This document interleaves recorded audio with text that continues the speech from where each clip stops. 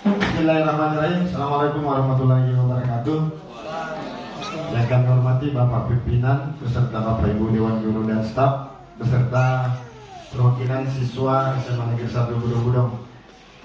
Sebelumnya kami mengucapkan terima kasih banyak atas kehadiran Bapak Ibu beserta anakku dalam kegiatan diseminasi budaya positif yang merupakan bentuk aksi nyata dari program guru penggerak yang kami ikuti kurang lebih 2 bulan dan sekarang sudah masuk bulan ketiga.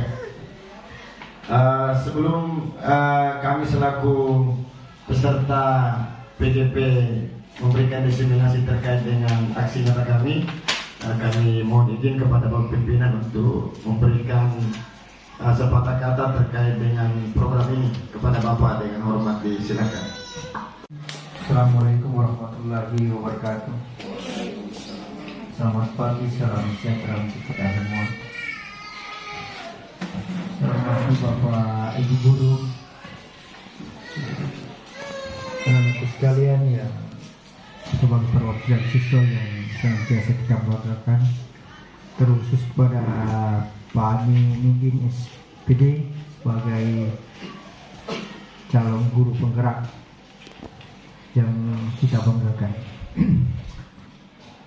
Bersyukur kita pada hari ini masih dalam keadaan sehat-sehat walafiat, berkesempatan untuk bersama-sama lagi di sekolah yang kita cintai ini dalam rangka melaksanakan aktivitas kita masing-masing sesuai dengan kedudukan yang menjadi bagian utama dari kita sebagai guru, sebagai siswa, dan lain sebagainya. Bapak-Ibu sekalian, sebagai pimpinan, saya merasa berbahagia dan bangga bahwa untuk angkatan ini kita ada lagi satu orang guru kita yang insya Allah nanti akan menjadi guru penggerak. Sebagaimana sebelumnya sudah ada 3 orang, ya, mudah-mudahan berikutnya ada lagi, ya, 1 atau 2 orang. Kita berharap setiap angkatan ini mudah-mudahan ada kita di dalamnya, ya, minimal 1 orang, sehingga pada akhirnya nanti kita berharap kepada semua guru khususnya PNS dan P3K ini agar nanti akan menjadi guru penggerak semua. Apa sebabnya? Karena ini menjadi salah satu harapan di setiap institusi sekolah untuk bagaimana sekolah itu bisa maju, bergerak cepat dalam rangka meningkatkan kualitas, terutama kualitas pembelajaran di sekolah. Itu salah satunya diharap untuk bisa dimotivasi oleh teman-teman dari guru penggerak. Pada kesempatan ini beliau Pak SPD dalam rangka pendidikan atau proses guru penggerak ini ada beberapa bagian yang menjadi tanggung jawab dan kewajiban beliau. Di antaranya adalah melaksanakan kegiatan praktik baik di sekolah. Di antaranya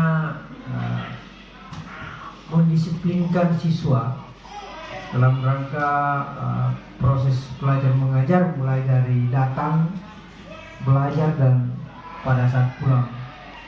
Ini juga menjadi poin utama bagi kita di sekolah ini, karena apapun konsep kita untuk memajukan atau mengangkat kualitas pembelajaran kita, kalau disiplin ini tidak bisa kita terapkan dengan baik, tentu akan sia-sia semua. Artinya sangat kecil kemungkinan bisa kita capai.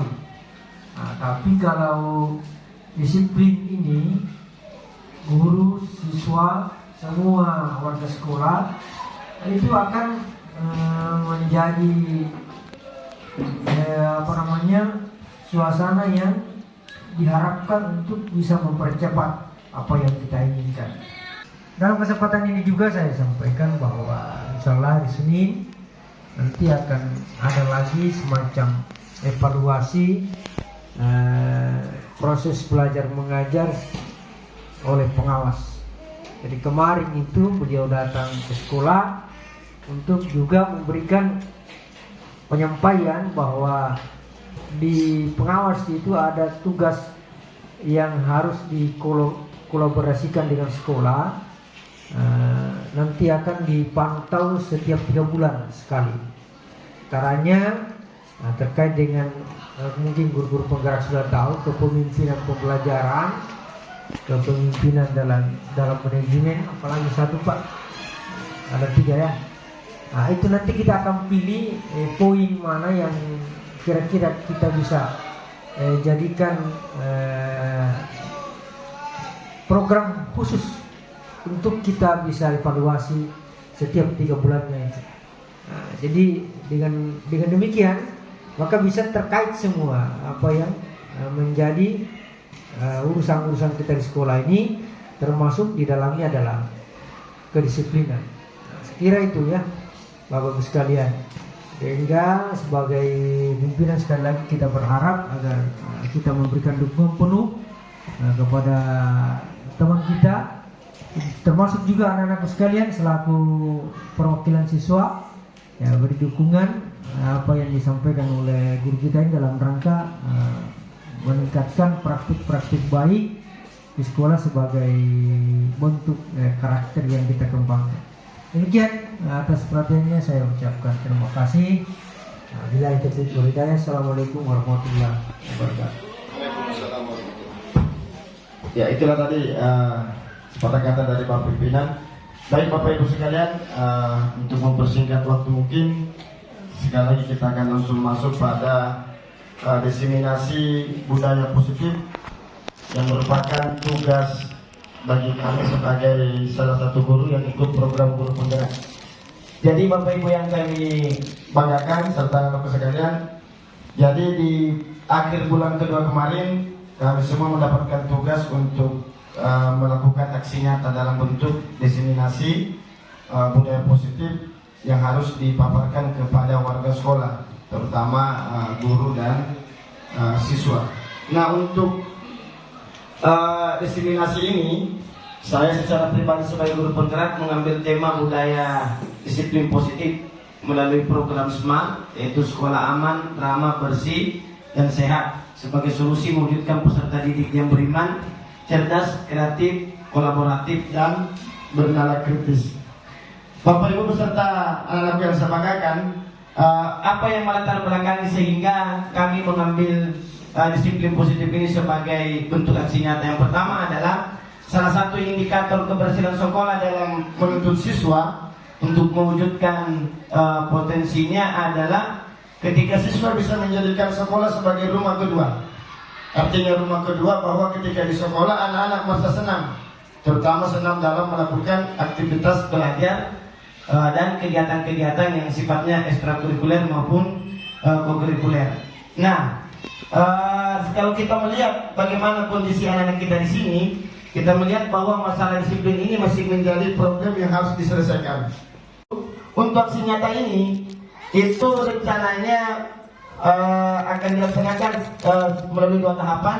Yang pertama adalah tahapan perencanaan sampai pelaksanaan, jadi hari ini dan 1-2 hari ke depan. Kemudian berikutnya adalah refleksi. Nanti sebagai guru penggerak, calon guru penggerak, mungkin saya secara pribadi akan melakukan refleksi terhadap penanaman budaya disiplin positif ini. Yang terakhir adalah pelaksanaan. Jadi tadi disampaikan oleh pimpinan bahwa sekalipun ini adalah tugas, jadi ini adalah tugas dari kami selaku calon guru penggerak, tapi kami berharap agar ide-ide ini itu nanti betul-betul bisa diterapkan di sekolah, apalagi terkait dengan budaya disiplin. Kemudian Bapak Ibu, juga kami sampaikan kepada Bapak Pimpinan bahwa untuk aksi nyata ini, terutama yang terkait dengan program disiplin ini, ada beberapa kebutuhan mungkin yang mudah-mudahan nanti bisa difasilitasi oleh sekolah. Yang pertama adalah alat dan bahan, baik itu dalam bentuk tong sampah, alat-alat kebersihan, kemudian absen. Ya kalau selama ini mungkin absen kita manual, kertas lembaran-lembaran, mudah-mudahan ke depan kita bisa buat absen yang lebih bagus lagi, yang tidak perlu setiap saat ditarik sampai ada yang hilang. Atau kalau bisa mungkin ke depan kita bisa program absen online buat siswa. Jadi kartu siswa sekaligus berfungsi sebagai alat untuk mengabsen kalau datang pagi. Ya kayak pakai barcode seumpama. Kemudian pengeras suara. Ini adalah merupakan alat-alat yang dibutuhkan untuk program ini, karena sebetulnya program ini sudah jalan. Program ini sudah jalan bersamaan dengan program satu siswa satu sampah pada saat memasuki sekolah.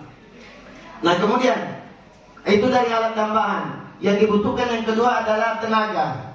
Jadi sumber daya manusia, baik itu guru piket, pengurus OSIS, ataupun pengurus kegiatan ekstrakurikuler. Kenapa mesti ini dilibatkan? Karena perubahan itu tidak mungkin bisa dilakukan oleh satu orang saja. Dia mesti mendapat dukungan dari berbagai pihak, terutama yang memang secara teknis mempunyai tugas untuk memastikan bahwa anak-anak itu bisa disiplin dari segi waktu. Dan tentu di situ termasuk yang paling besar pengaruhnya adalah guru piket. Nah, kemudian kebutuhan tambahan. Nah, tentu kita berharap bahwa ke depan ada regulasi khusus yang mengatur tentang masalah disiplin ini.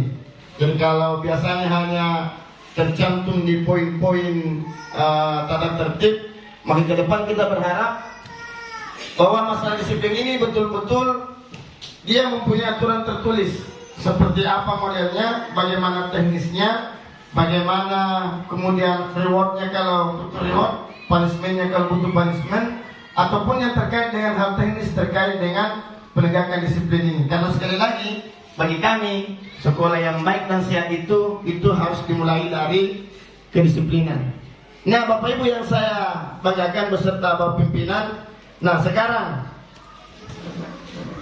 kenapa disiplin dan apa makna disiplin? Jadi dari proses kami belajar selama 2 bulan terakhir itu, kami sudah diberikan berbagai macam pengetahuan baru terkait dengan masalah disiplin. Yang jelas dalam teorinya bahwa seseorang itu melakukan sesuatu itu karena 2 hal. Yang pertama ada dorongan dari diri sendiri, yang kedua adalah dorongan dari orang lain. Disiplin juga sama. Dan disiplin itu bisa muncul dalam diri kita, tapi juga bisa muncul karena dorongan orang lain. Nah, bagaimana posisi sekolah? Posisi sekolah adalah mendorong secara eksternal. Bagaimana caranya agar anak-anak bisa disiplin? Baik itu disiplin datang, disiplin pulang, maupun disiplin belajar. Berikutnya, makna kata disiplin. Bapak Ibu yang saya banggakan, ketika kita mendengar kata disiplin, apa kira-kira yang ada dalam benak kita?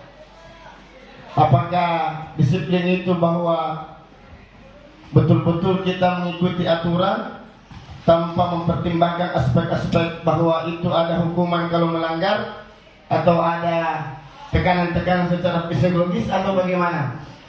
Jadi kata disiplin itu sering dihubungkan dengan hukuman. Nah makanya anak-anak biasanya kalau kita berbicara disiplin selalu, wah kalau saya melanggar ini pasti dihukum ini. Kalau saya terlambat datang pasti disuruh pusat ini. Kalau saya terlambat datang mesti disuruh pungut sampah dan sebagainya. Nah perlu dipahami bahwa disiplin dan hukuman itu adalah 2 hal yang sangat berbeda. Karena belajar tentang disiplin positif tidak harus dengan memberi hukuman, tapi justru salah satu alternatif terakhir, dan kalau perlu tidak digunakan sama sekali. Nah, jadi dalam teori guru penggerak itu bahasa sederhana, tidak boleh menghukum anak sekalipun dia masuk dalam kategori tidak disiplin, Pak. Jadi kecuali kalau tidak ada solusi, maka itu bisa menjadi alternatif terakhir. Nah, Ki Hajar Dewantara mengatakan bahwa di mana ada kemerdekaan, di situ harus ada disiplin yang kuat. Sungguh pun disiplin itu bersifat self disiplin, yaitu kita sendiri yang mewajibkan kita dengan sekeras-kerasnya. Tapi itu sama saja, sebab jika kita tidak cakap melakukan self disiplin, wajiblah penguasa lain mendisiplinkan diri kita. Dan peraturan demikian itu haruslah ada di dalam suasana yang merdeka. Artinya apa Bapak Ibu? Bahwa kalau anak-anak dalam proses memotivasi dirinya masih tidak bisa disiplin, maka tentu pada saat itu sudah bisa melibatkan orang lain atau bisa melibatkan penguasa. Nah, kalau dalam lingkungan sekolah, siapa kira-kira penguasanya? Tentu sekolah itu sendiri beserta dengan aturan-aturannya. Siapa yang menegakkan aturan-aturannya? Tentu kepala sekolah, guru.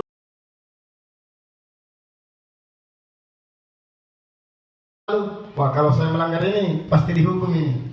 Kalau saya terlambat datang, pasti disuruh pusat ini. Kalau saya terlambat datang, mesti disuruh pungut sampah dan sebagainya. Nah, perlu dipahami bahwa disiplin dan hukuman itu adalah dua hal yang sangat berbeda.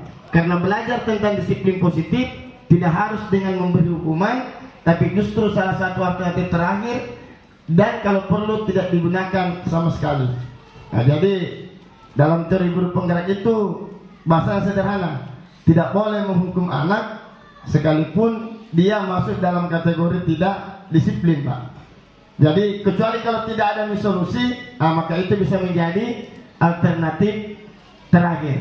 Nah, Ki Hajar Dewantara mengatakan bahwa di mana ada kemerdekaan, di situ harus ada disiplin yang kuat. Sungguh pun disiplin itu bersifat self disiplin, yaitu kita sendiri yang mewajibkan kita dengan sekeras-kerasnya. Tapi itu sama saja, sebab jika kita tidak cakap melakukan self disiplin, wajiblah penguasa lain mendisiplinkan diri kita. Dan peraturan demikian itu haruslah ada di dalam suasana yang merdeka. Artinya apa Bapak Ibu?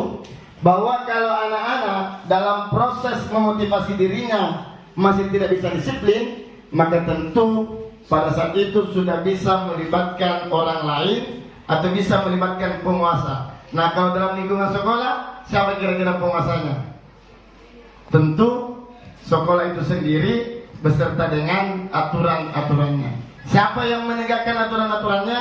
Tentu kepala sekolah, guru, staf, dan lain-lain sebagainya. Tapi konsepnya sederhana, bahwa itu haruslah di dalam suasana yang merdeka.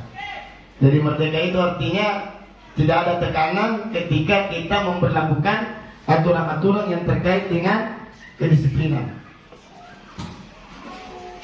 Bapak Ibu yang saya banggakan beserta Bapak pimpinan yang kami hormati, dia juga menyatakan bahwa arti asli dari kata disiplin ini juga berkonotasi dengan disiplin diri dari murid-murid Sokrates dan Plato, di mana disiplin diri dapat membuat seseorang menggali potensinya menuju kepada sebuah tujuan, sesuatu yang dihargai dan bermakna. Artinya apa? Bahwa tujuan siswa itu mengembangkan potensinya di sekolah itu bisa dicapai melalui proses pendisiplinan, baik karena motivasi dari dalam maupun motivasi dari luar. Nah, Bapak Ibu yang kami banggakan, jadi sekali lagi tentu kita berharap bahwa ke depan di sekolah kita ini kita sudah bebas dari perilaku anak-anak yang sangat jauh dari disiplin. Jadi kalau selama ini kita melihat anak-anak mungkin selain ada yang datang terlambat, ada juga yang disiplin berpakaiannya tidak bisa dia jaga. Maka tentu kita berharap ke depan hal-hal seperti itu sudah bisa dikurangi atau kalau bisa dihilangkan. Kita ingin di sekolah ini lahir budaya-budaya positif baru, lahir kebajikan-kebajikan universal yang insya Allah bisa diterima oleh semua kelompok masyarakat, semua warga sekolah.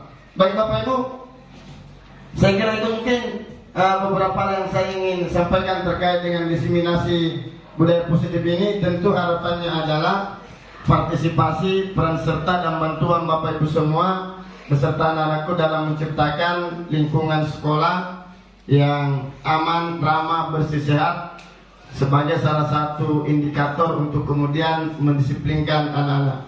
Sekali lagi kita berharap bahwa sekolah ini bisa menjadi tempat yang menyenangkan. Dan itu tentu sangat tergantung dari bagaimana kita membangun lingkungan dan suasana belajar yang cocok untuk anak-anak. Sekali lagi Bapak Ibu, tugas kita bukanlah menjadikan anak-anak seperti harapan kita atau tujuan kita. Tugas kita menurut Ki Hajar Dewantara adalah menuntun anak-anak agar mereka bisa mengembangkan potensinya semaksimal mungkin, agar bisa bahagia baik sebagai manusia maupun sebagai warga masyarakat. Begitu mungkin Pak Giri ya, selaku guru penggerak. Jadi tugas kita hanya menuntun saja Bapak Ibu, bukan memaksakan kehendak kita untuk menjadikan anak-anak kita seperti apa yang menjadi harapan dan keinginan kita. Biarkan anak-anak kita mengembangkan apa yang menjadi keinginan mereka, potensi mereka, selama itu mengarah pada hal positif. Dan sekali lagi tugas sekolah adalah memberikan support sebesar mungkin, memberikan dukungan sebesar mungkin agar anak-anak kita ini berhasil mendapatkan apa yang mereka inginkan di sekolah kita. Insya Allah dengan budaya disiplin positif ini, saya pikir dan saya berharap sekolah kita ke depan bisa menjadi sekolah yang lebih luar biasa lagi, lebih hebat lagi, lebih maju lagi, lebih banyak lagi prestasinya. Nah, jadi tentu itu sangat tergantung. Makanya kenapa beberapa orang siswa kami sengaja hadirkan, karena kami ingin bahwa apa yang menjadi cita-cita dari guru penggerak itu secara langsung diketahui oleh siswa. Bahwa sekolah ini, guru-guru kita ini itu banyak melakukan kegiatan-kegiatan yang tujuannya adalah menjadikan siswa menjadi manusia-manusia hebat di masa depan sesuai dengan potensinya. Jadi tinggal bagaimana anak-anakku menerima proses itu kalau memang dianggap sudah sesuai dengan kecenderungan belajarnya. Sekiranya seperti itu Bapak Ibu, sekali lagi terima kasih banyak sudah hadir di ruangan ini dalam rangka diseminasi budaya positif. Mudah-mudahan apa yang kami sampaikan bisa menjadi inspirasi baik kepada kami secara pribadi maupun kepada Bapak Ibu guru. Sekali lagi, susah mendapatkan keberhasilan kalau kita tidak bisa mendisiplinkan diri kita dan tidak bisa membantu orang lain untuk menjadi disiplin. Insya Allah dengan disiplin sesuatu bisa menjadi lebih mudah lagi. Apa yang menjadi harapan kita itu bisa lebih cepat tercapai. Terima kasih. Assalamualaikum warahmatullahi wabarakatuh dan selamat pagi.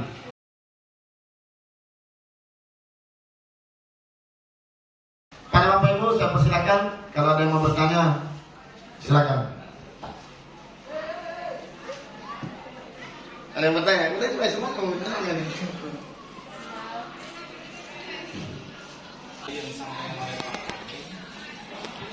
Bahwa untuk mendisiplinkan siswa itu tidak boleh menggunakan hukuman-hukuman. Sedangkan pada kenyataannya untuk dalam proses yang kita lakukan selama ini itu pasti ada hukuman-hukuman yang dilakukan ketika ada anak yang melanggar kedisiplinan. Begitupun juga di dunia nyata mungkin kalau ada koruptor mungkin dipenjara kayak begitu. Pertanyaan saya, kalau tidak diberikan hukuman, langkah konkret apa yang mesti dilakukan oleh guru-guru untuk atau sekolah untuk mendisiplinkan siswa? Mungkin ada contohnya Pak yang bisa kita lakukan atau bisa kita terapkan seperti itu Pak. Begitu mungkin.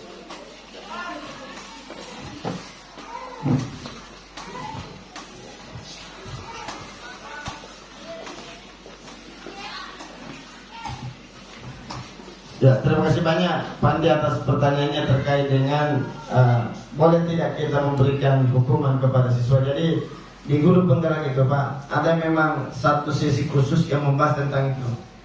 Apakah itu hukuman atau konsekuensi? Nah, itu kemarin dibahas juga di satu sesi. Jadi hukuman itu adalah sesuatu yang diberikan kepada siswa yang sebetulnya tidak punya hubungan dengan kesalahannya. Contoh, anak-anak tidak mengerjakan tugas, terus disuruh push up, itu pusat dengan tugas tidak ada hubungannya, Pak. Maka itu menjadi hukuman, bukan menjadi konsekuensi. Hukuman itu dia selalu berkonotasi negatif. Nah, sementara konsekuensi itu konotasinya selalu ke arah yang positif. Makanya apabila siswa melakukan pelanggaran, maka yang seharusnya mereka dapatkan adalah konsekuensi, bukan hukuman. Nah, contoh, kalau ada siswa yang membuang sampah di sembarang tempat, nah, kita kan biasanya hukum. Kau buang sampah sembarang tempat, lari keliling lapangan, itu hukuman. Itu tidak boleh sebetulnya, Pak. Yang boleh itu adalah diberikan konsekuensi. Karena kamu buang sampahmu di situ, maka seharusnya kamu pungut lagi, masukkan ke dalam tong sampah. Jadi mudah-mudahan ke depan kita bisa merancang lebih bagus lagi tentang bagaimana memberikan konsekuensi. Dan itu biasanya kalau saya tidak salah lahir dari keyakinan kelas Ibu Indrian. Jadi dari keyakinan kelas itu, Pak, anak-anak tidak lagi dihukum ketika bersalah, tapi mereka mendapatkan konsekuensi. Nah, seharusnya kalau menurut saya yang perlu dibangun itu bukan cuma keyakinan kelas, tapi keyakinan sekolah. Apa keyakinan sekolah kita?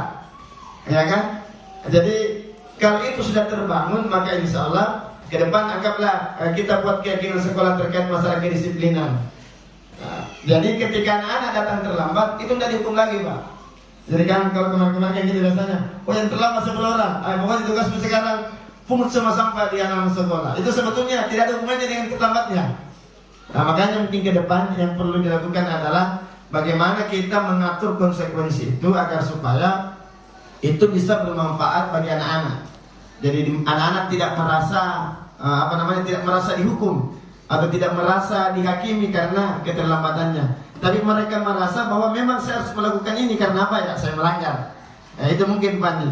Jadi insya Allah tentu bersama Bapak Ibu guru hebat ini kita akan coba merancang. Jadi kalau kemarin-kemarin yang dibuat adalah keyakinan kelas, mungkin ke depan kita bisa berkolaborasi bersama bagaimana caranya agar sekolah ini juga punya keyakinan sekolah.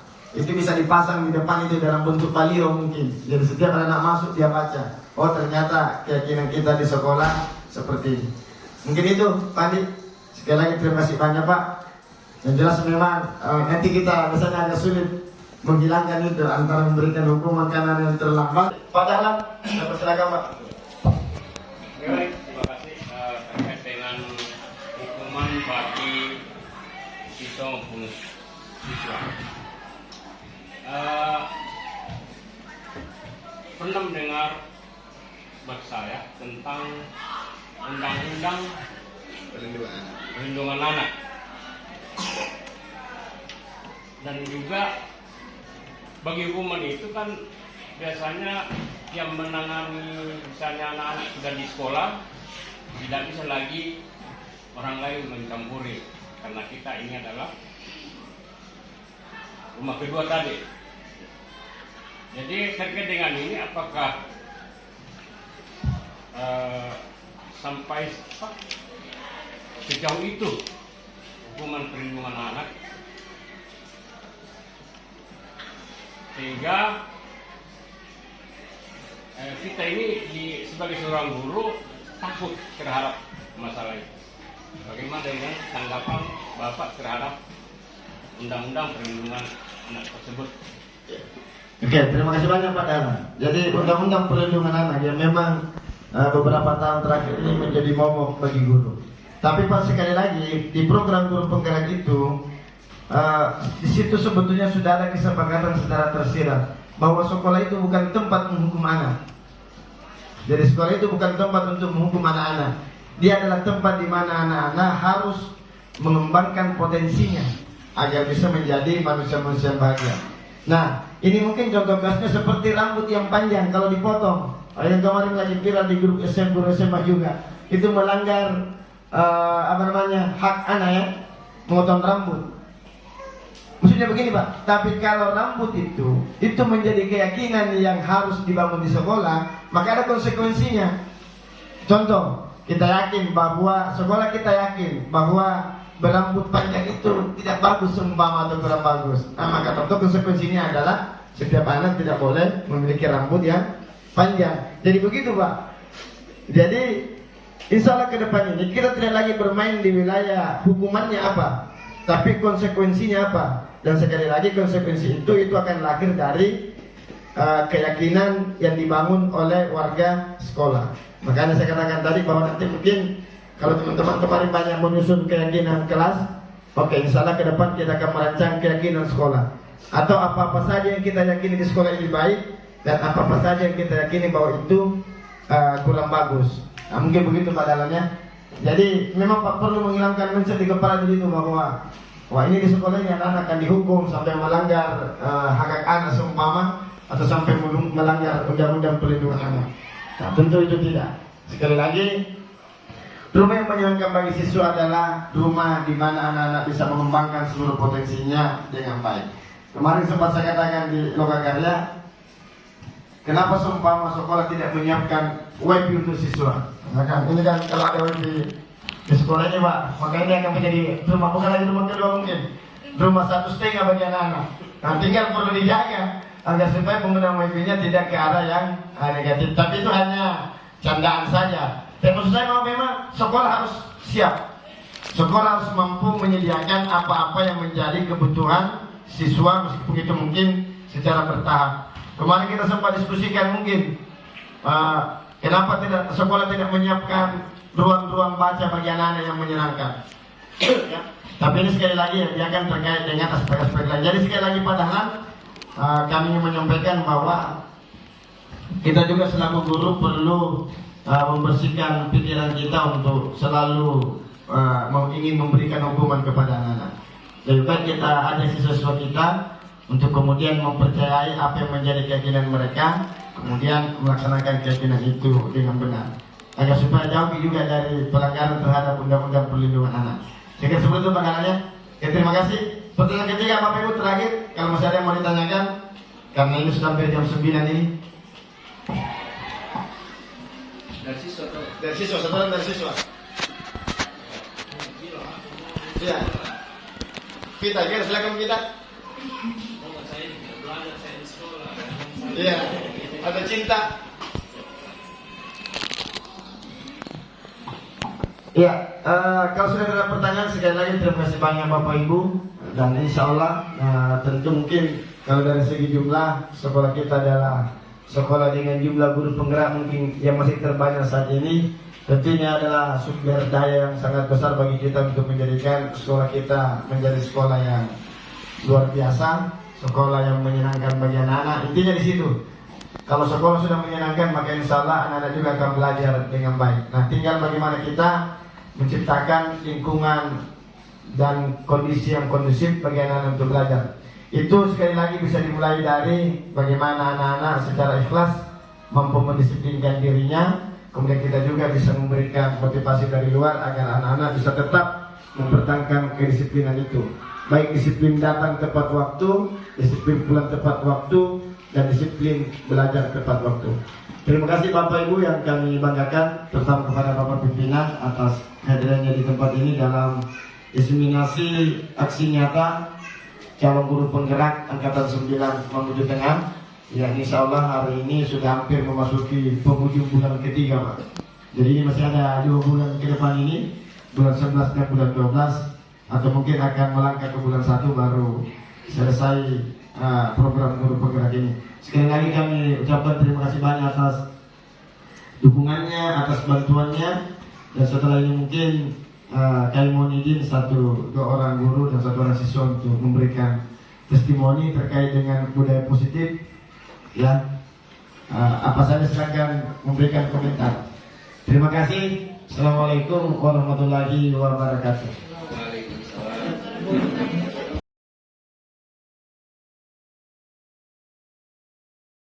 Baik, Assalamualaikum warahmatullahi wabarakatuh. Nama saya Muhammad Gento Samolabi, salah satu guru di SMA Negeri 1 Bodong-Bodong dan merupakan rekan dari Bapak Aminuddin SPD. Jadi alhamdulillah tadi kami sudah mendengar atau melakukan diseminasi dari aksi nyata yang akan dilakukan oleh Bapak Aminuddin mengenai budaya positif yang akan diterapkan di sekolah. Jadi dari hasil itu sangat memberikan pemahaman kepada kami bahwa pentingnya pendisiplinan atau menerapkan budaya disiplin di sekolah agar sekolah bisa menjadi lebih baik. Seperti itu, insya Allah akan ditindaklanjuti dengan melaksanakan keyakinan sekolah dan membuat juga keyakinan kelas di kelas masing-masing. Dan diseminasi tadi semoga memang bisa dilaksanakan apa yang menjadi rekomendasi ataupun kesepakatan kita bersama, dan saya yakin itu bisa kita laksanakan, dan insya Allah sekolah SMA Negeri 1 Budong-Budong bisa menjadi lebih baik. Sekian, Assalamualaikum warahmatullahi wabarakatuh.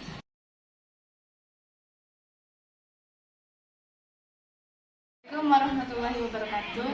Saya Isma Fidan Rahmat sebagai perwakilan siswa berharap agar testimoni keyakinan ini dapat berhasil dan dapat membuat para siswa sadar akan apa itu pentingnya kedisiplinan, karena kunci utama kedisiplinan itu membuat para siswa menjadi berguna dan menjadi sukses dan berguna.